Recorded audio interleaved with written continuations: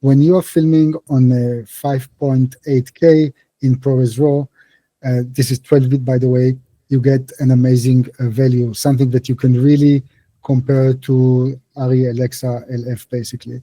Maybe you want to talk about the downside when the DR boost is on.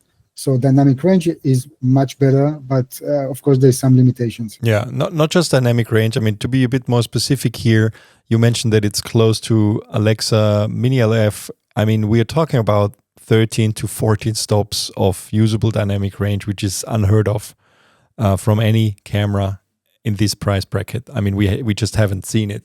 It's amazing. It's really, really amazing. And also the latitude equals that. We have 10, maybe almost, Gunther calls it, with wiggle room, to 11 stops of usable latitude.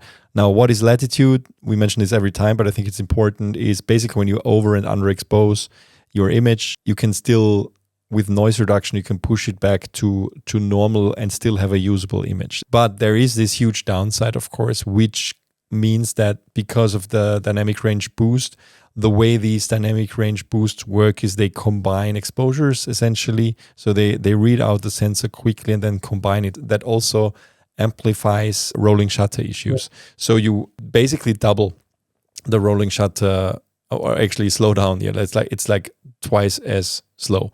So we have about 27 milliseconds or something, which is an extremely bad result for a rolling shutter result. However, you can of course have a good compromise and crop to the APS-C mode for ProRes RAW, and then you will end up with a cropped result, of course, but then have 18.7 milliseconds, which is already a lot better. Not great, but a lot better than the 27.5.